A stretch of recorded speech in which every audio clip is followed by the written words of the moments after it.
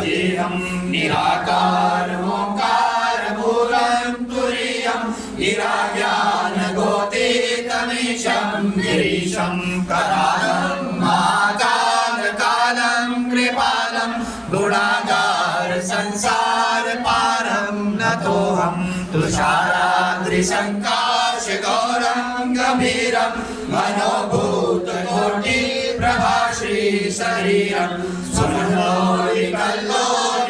चारुगङ्गा लसद्भालभावेन्दुकण्ठे भुजङ्गा चलत्कुण्डलं भ्रूसुनेत्रं विशालं प्रसन्नाननं नीलकण्ठं दयालं मृगाधीशचर्माम्बरं मुण्डमालं प्रियं शङ्करं सर्वनाथं भजामि प्रचण्डं प्रकृष्टं प्रगल्भं परेशम् अखण्डं अजं भानुकोटिप्रकाशं त्रयशूलनिर्मूलनं शूलपाणिं भजेऽहं भवानीं